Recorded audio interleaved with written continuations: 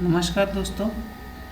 आज हम matrix IPP base programming मेनू part 3 देखेंगे। आज हम की टेम्पलेट से चालू करेंगे। की टेम्पलेट जो रहता है, अगर डिजिटल फ़ोन्स है आपके पास और मल्टीपल फ़ोन्स को एक ही की टेम्पलेट देना है तो आप वो इधर से कर सकते हैं। यहाँ पर आप देख सकते हैं ईवन डिजिटल फ़ोन्स के मॉडल है, ईवन सॉफ्ट जो सॉफ्ट फ़ोन आता है मैट्रिक्स का, और स्पर्श के जो सीरीज़ है आईपी फ़ोन के वो आप यहाँ पर देख सकते हैं। यहाँ से आप उनका प्रोग्रामिंग कर सकते हैं। अगर आपने डीकेपी पैरामीटर में की टेम्पलेट किसी को एग्जीक्यूटिव 2 और एग्जीक्यूटिव 3 दिया मल्टीपल फ़ोन्स को, और आपने इधर से उसका प्रोग्रामिंग किया, तो जितने भी एक्सटेंशन को की टेम्पलेट ऑपरेटर, एग्जीक्यूटिव या फिर होटल अटेंडेंट रहेगा तो सबको सेम की असाइन हो जाएगी सबके फ़ोन पे। नेक्स्ट है list cost routing. List cost routing ऐसा होता है कि अगर आपको ऐसा चाहिए कि आपका जो यूज़र है वो अगर लैंडलाइन नंबर डायल करता है तो वो लैंडलाइन से ही जाना चाहिए, अगर वो मोबाइल नंबर डायल करता है तो वो जीएसएम से जाना चाहिए। तो टाइम के हिसाब से या फिर डायल नंबर के हिसाब से, सर्विस प्रोवाइडर के हिसाब से, या फिर टाइम प्लस नंबर, इसके हिसाब से आप कॉल का आउटगोइंग कॉल का राउटिंग कर सकते हैं। इधर आप देख सकते हैं list cost routing time base में। इसमें आप डिफाइन कर सकते हैं कि पर्टिकुलर टाइम पीरियड में कोई भी यूज़र 0 दबाता है तो उसको फर्स्ट प्रेफरेंस कौन से लाइन का चाहिए। अगर आपके पास मल्टीपल लाइन से पीआरआई, लैंडलाइन या फिर जीएसएम, तो उस हिसाब से आप उसको प्रेफरेंस दे सकते हैं। नंबर बेस में आप इधर अगर 0 डायल करने के बाद कोई भी user 9 series, 8 series, 2 series, 6 series dial करता है तो वो पर्टिकुलर डिजिट वाला लैंडलाइन या फिर मोबाइल नंबर कौन से लाइन से जाना चाहिए आप वो इधर डिफाइन कर सकते हो। सर्विस प्रोवाइडर में भी सेम है, इधर भी आप सेम वैसे ही कर सकते हो।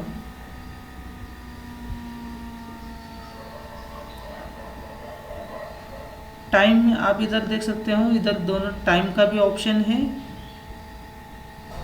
और नंबर का भी ऑप्शन है। तो पर्टिकुलर पीरियड में, टाइम जोन में, अगर कोई यूज़र कोई सीरीज़ दबाता है आउटगोइंग के लिए नंबर का, तो वो कौन से लाइन से जाना चाहिए वो आप इधर से डिफाइन कर सकते हो। नेक्स्ट है लाइसेंस मैनेजमेंट।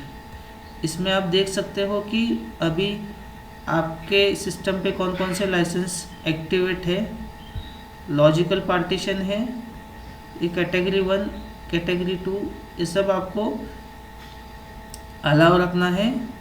ये डिफरेंट कैटेगरी रहते हैं, मतलब अगर आपको सीओ लाइन से वाइप ट्रंक पे कॉल करना है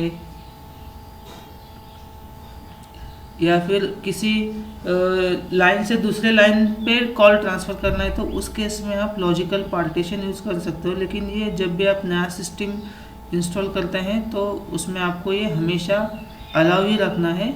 अगर आप वीवो आईपी सर्विसेज नहीं यूज़ करते तो आप इसको रेस्ट्रिक्ट कर सकते हैं। जो क्लास ऑफ सर्विस में जो फीचर्स है, कॉल फॉरवर्ड या फिर कॉल ट्रांसफ़र वगैरह, वो भी यहाँ यहीं से डिफाइन होता है। मतलब अगर ये रेस्ट्रिक्टेड रहेंगे तो कुछ फीचर आपके एक्सटेंशन पे वर्क नहीं करेंगे।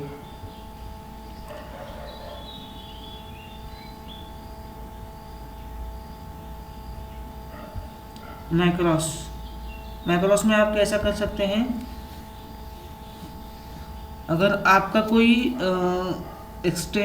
फीचर कोड है, मतलब 1051, ये फीचर कोड आपको 4 डिजिट के बजाय सिंगल डिजिट में करना है तो आप मैक्रोस में आके कर सकते हैं। अगर कंसीडर कीजिए कोई भी 1051 की जगह 2 दबाएगा तो वो 1051 को ट्रांसलेट हो जाएगा। मतलब आप ये भी दबा सकते हैं 1051 और 2 भी दबा सकते हैं, लेकिन इसे शॉर्ट करने के लिए हम मैक्रोस का यूज़ कर सकते हैं।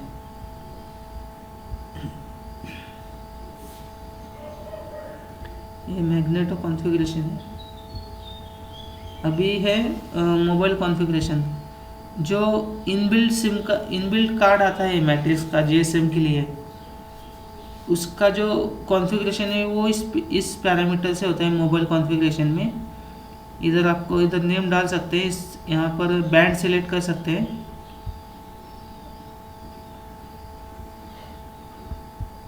यहाँ पर mode same UTMS dual mode, SIM का अगर कुछ पिन रहेगा तो वो भी आप इधर डाल सकते हैं। CLIR, अगर आपको इनकमिंग कॉल का नंबर नहीं, return call to original caller. अभी ये ऐसा होता है कि अगर आप GSM कॉल से किसी मोबाइल नंबर पे कॉल करते हैं, अगर वो उठाता नहीं है और आपको बिजी सिग्नल आता है, अगर आप फ़ोन कट कर देंगे, जब वो बंदा वापस आपको फ़ोन करेगा तो वो उसी एक्सटेंशन पे बजेगा जिस एक्सटेंशन ने उस बंदे को फ़ोन लगाया था। ये कॉस्ट फैक्टर है।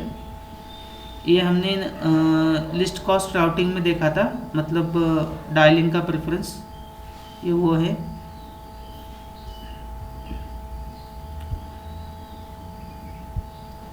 नेटवर्क सिलेक्शन में आप मैनुअल नेटवर्क सिलेक्ट कर सकते हो या फिर ऑटोमेटिक रख सकते हो, जैसे हम मोबाइल में अपने मोबाइल में नेटवर्क सिलेक्ट कर सकते हैं। स्टेटस में आप देख सकते हैं सिम कार्ड रजिस्टर है कि नहीं, उसका स्ट्रेंथ कितना है सिग्नल का। सिग्नल स्ट्रेंथ वो माइनस डेसिबल में रहता है। अगर वो -62 से 80 रहता है तो ठीक है, अगर 100 के ऊपर चला जाता है तो समझ लेना कि वहाँ पर रेंज का इशू है।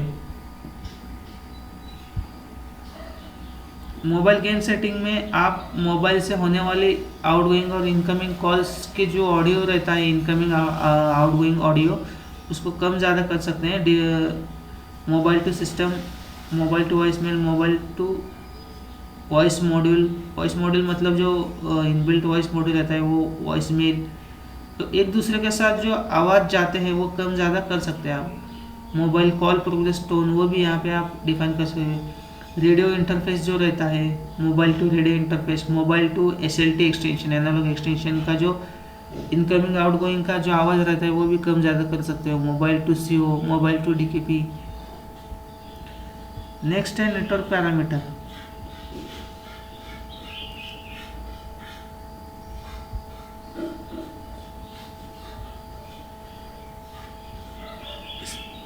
सर्वम यूसेज को 2 पोर्ट रहते हैं, LAN और WAN। जो WAN पोर्ट रहता है, अगर आपका बड़ा नेटवर्क है तो उस केस में आप WAN पोर्ट को IP एड्रेस दे सकते हैं। LAN पोर्ट जो रहता है वो WAN के साथ ब्रिज मोड में रहता है। LAN को आप डिफ़ॉल्ट गेटवे नहीं दे सकते, लेकिन WAN को आप डिफ़ॉल्ट गेटवे दे सकते हैं। अगर आप VoIP सर्विसेज यूज़ कर रहे हैं और आपके नेटवर्क सबनेटिंग किया है नेटवर्क में, तो आप WAN पोर्ट ही यूज़ करना है आपको।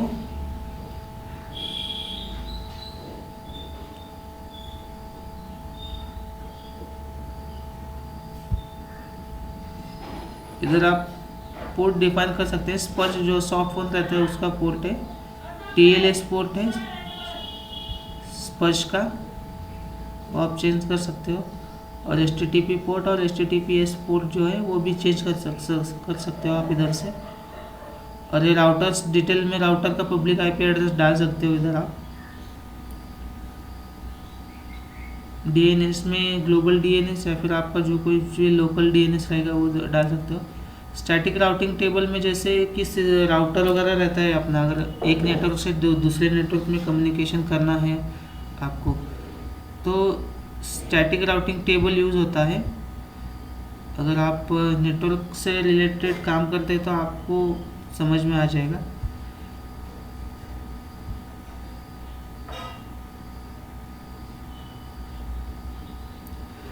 नंबर लिस्ट ऐसा होता है, अगर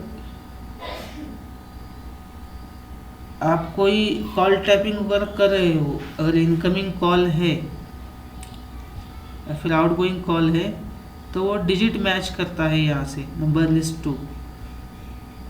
तो उसके हिसाब से वो रिकॉर्डिंग, अगर मैं एक आउटगोइंग करता हूँ और वो 2 मैच हो जाता है, 3 मैच हो जाता है, 4 मैच हो जाता है, 5 मैच हो जाता है, तो सिस्टम क्या करता है, वो नंबर लिस्ट मैच